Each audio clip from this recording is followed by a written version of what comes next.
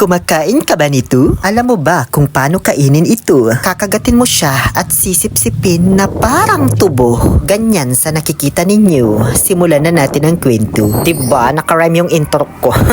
So, syempre, sisimulan natin ito sa panunungkit ng bunga ng malunggay. Sakto, may bagong tanim kaming malunggay. 2 months pa lang ito, B. Oo, naka-timelapse lang kaya ang bilis niya lumaki.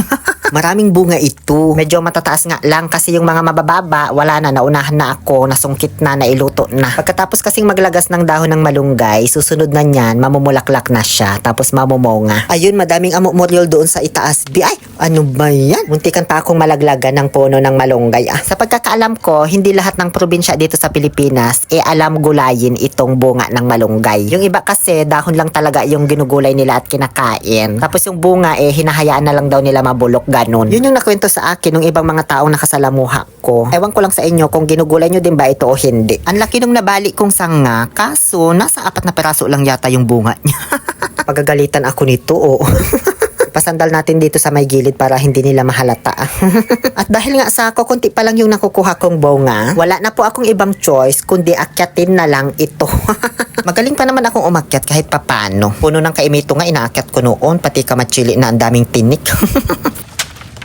O, diba ang dami nalaglag? Isa pa nga.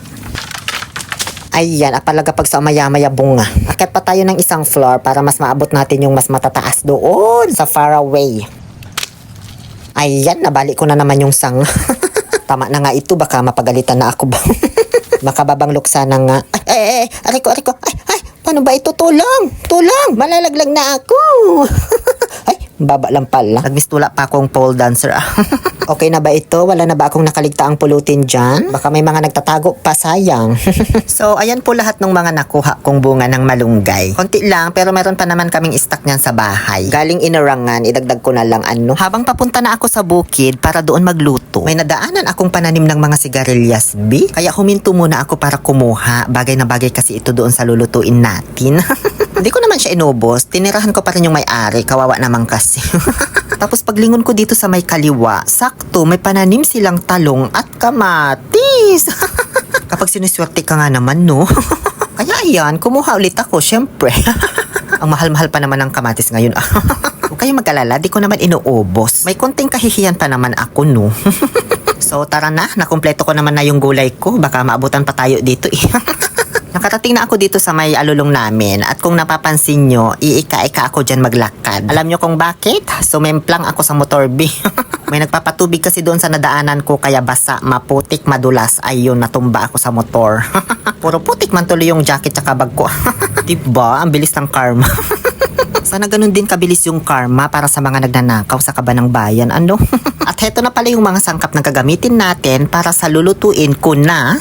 Ayoko pa munang sabihin yung pangalan kasi alam ko madaming kukontra at madaming diskusyon na naman na mangyayari dito. Iba-iba kasi tawag natin sa ganitong luto. Karne ng baboy yung may taba-taba. Bagoong isda, pwedeng boneless, pwedeng hindi. Asin ko pong sing-sing. Lason na, pwede ring sibuyas pero mas malasa kasi ang lason na. Bawang, luya, vetchin, kamote or sweet potato, tomatis, ampalaya, mas maganda kapag yung pabilog. Sigarilyas at syempre ang bunga ng malunggay. Gay. May talong din dapat ito at okra. Pero nang hinayang na akong bumili kasi may tanim naman talaga kaming talong at okra kaso walang bunga na. Kapag nasa probinsya ka tapos may mga tanim naman kayong gulay, nakakapanghinayang na talaga bumili guys. Kasi alam mong doble-doble na presyo niya pagdating nito sa palengke. So okay na yan, marami naman kasi yung malunggay natin eh. Unahin na nating hiwain itong mga malunggay kasi ito yung marami. Hindi na pala ito totally binabalatan ha. Parang inuukyas-ukyasan mo lang ba ganun. Katulad dyan sa nakikita ninyo. Tapos ay puputol-putulin mo siya into Pinoy size like 4 inches, 4.5 inches. Ganun. Basta wag masyadong mahaba para madaling haluin. May mga magugulang na pala akong malunggay na nasungkit. Pwede pa naman niyang kainin kaya ang ginawa ko, pagkatapos kong hiwa-hiwain ay pinagbibiyak ko siya tsaka ko tinanggal yung mga buto. Matigas na kasi yan. Ngayon, sunod naman na nating hiwain ay itong mga natirang sangkap. Ayoko nang ipakita to sa inyo kasi madali na lang naman hiwain ang mga ito. Kaya, oorasyon na lang ulit natin. Makna uuntaplo, makna imisa mo, makna uyume po, makna umo. O, diba? Nahiwa na silang lahat agad. Hindi ako mauubusan ng orasyon B. Ang dami kong alam niyan. Iba-iba. Magmula sa Mikeni Dugdug Do Re Mi, Gomogokyo Panchitaw, tapos ngayon Makna Uon Taplo. At marami pang kasunod yan B. Abangan mo na lang. Dito ko pala dapat babanggitin isa-isa yung mga ingredients. Hindi ko na-review yung video ko. Kaya ayan o, finiflex ko pa sila.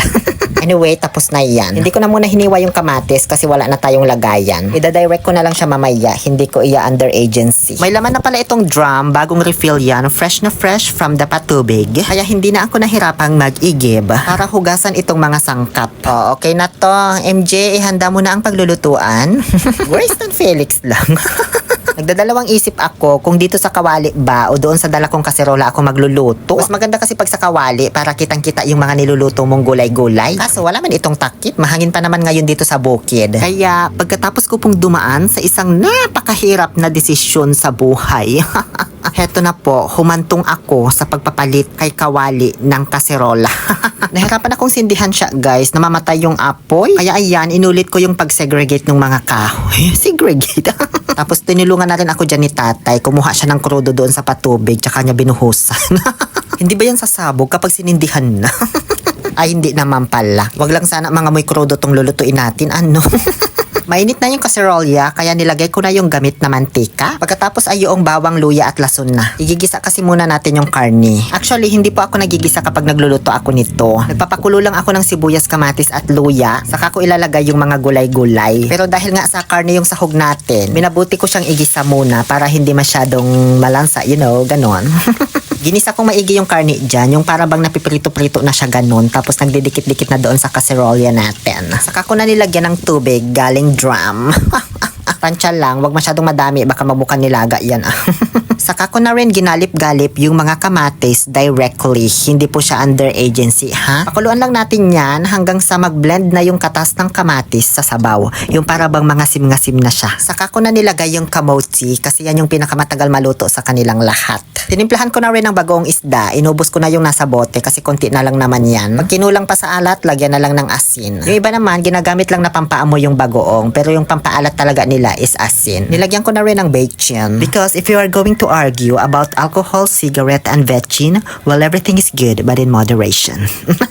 May itinira pa pala akong lasuna na hindi ko ginisa, ilagay ko na rin. Pakuluin lang yan hanggang sa lumambot yung kamochi. Saka na ilaglag yung malunggay ni Chingay. Pag medyo malambot na yung malunggay, saka na ilagay ng sabay ang sigarilyas at ampalaya. Wag na wag mo muna agad hahaluin pagkalaglag para hindi masyadong pumait yung ampalaya. Takpan mo muna. After around 3 to 5 minutes, ayan, binuksan ko tapos hinalo ko na. Luto na rin yan. Tikman mo tsaka timplahan ulit kung sa tingin mo may kulang. Pwede mo lagyan ng patis kaso wala ako eh. Ayan. Ang sarap ba? Parang hindi naman. Magsandok na tayo kasi alas 3 na, di pa ako nagla-lunch. Tanghaling tapat pala ako nagpunta dito guys para magluto. Kaya kung napapansin ninyo, naka-jacket at pajama ako dyan. Pang lunch kasi sana ito ng mga nagpapatubig ng mais. Kaso alas 3 na ako natapos. So merienda na lang nila ito ano. Dito sa kinalakihan kong baryo, pakbet ang tawag namin dito. Yung salitang diningding, hindi ko yan alam. Kasi tuwing nagluluto kami nito nung bata pa ako, laging sinasabi, ipakbet mo. Masamit yaya ipakbet ang tutan sagsaga inasin kwanda. Hindi namin nakagawian na maglagay ng bagoong alamang sa pakbet. Usually bagoong isda talaga. Kaya nga may word sa amin na sagsagan mo'y inasintan bali-bali kwanda. Yung salitang diningding, natutuhan ko na lang yan nung nag-work na po ako sa Maynila. Tapos ang pinakbet nila sa Maynila, yung ginigisa na may bagoong alamang. Tapos yung may bagoong isda naman na pinakuluan lang, ang tawag nila doon, diningding. Pero minsan may mga natikman akong diningding na hindi sila naglalagay ng kamatis. Which is yun talaga ang nagpapasarap. Yun yung kaibahan niya sa diningding namin dito or pakbet na nakagawi ang tawag. Kaya ngayon, tatawagin ko na lang po itong luto ko na pakbet na malunggay ni Lilia Kuntapay sa Norsagaray. O ang haba na ng explanation ko dyan ha, baka kontrahin mo pa ako. Ito talaga ang isa sa pinakanamis kong ulam dito sa probinsya guys at hindi ako magsasawa dito. Masarap din to kapag mayroong inihaw na bangus at saka pritong tilapia. Taob ang kaldero, sinasabi ko sa iyo. O ayan tay, kain ka na. Naurasan si tatay ko, taabayag tulan alalagarin niya. Bali yung kanin, dala na pala yan ng kapatid ko. Di na namin niluto dito. Munti ka na nga maubos ni tatay, ang dami niya nakain. Yun lamang po. Maraming salamat sa panunood. Muli, ito po ang inyong Happy Pill Oliver Castro na nagsasabing, no to toxicity, let's make people happy. Masakit katawan ko, kaya umuwi din ako agad.